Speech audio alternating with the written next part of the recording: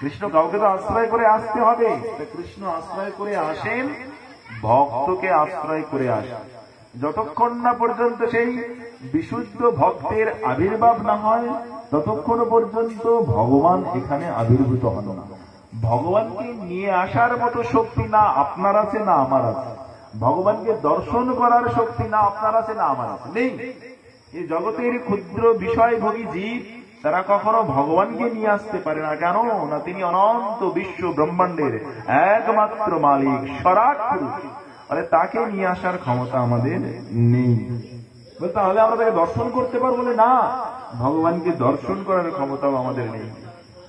একমাত্র ভক্তের কৃপায় ভগবান তার সেই স্বধাম থেকে এখানে আসেন, ভক্তই তাকে নিয়ে আসতে পারে।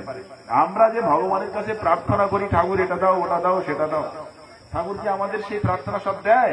দেয় না। কারণ আমরা চাইতে জানি না। আমরা তো চাই ভগবানের কাছে, আর ভগবানের কাছে চাই, সেই চাওয়া পাওয়ার বিষয়বস্তু যদি না পাই আমাদের দুঃখ হয়।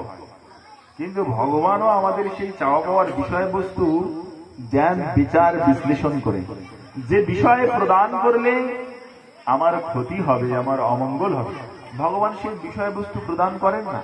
ভগবান সেই বিষয়ই আমাকে প্রদান করেন যতটুকু লাভ করলে আমার আত্মকল্যাণ হবে, আমার জীবনের কল্যাণ হবে, আমার পারমার্থিক কল্যাণ হবে। ভগবান সেইটুকু বিষয়বস্তু জীবকে প্রদান করেন। যেমন একটা ছোট্ট শিশু মায়ের কাছে বায়না ধরেছে, মা আমাকে এটা দাও, মা সেটা দাও, ওটা দাও, দেবে? দেবে না। কেন?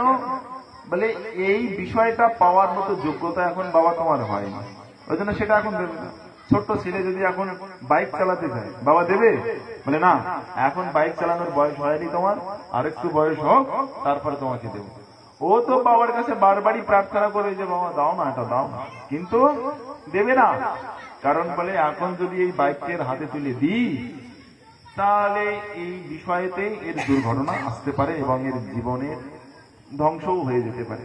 সেই জন্য পিতা তখনই তার হাতে বাইক তুলে দেবেন যখন সেই বাইকটি চালানোর মতো যোগ্যতা তার আসবে, সেই সময় দেবেন।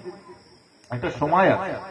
তো ঠিক ওই প্রকারে ভগবানের কাছে আমরা চাইছি, দুনিয়ার সমস্ত বিষয় আমরা ভগবানের কাছে চাই, কিন্তু ভগবান আমাদের সে বিষয় দেয় না।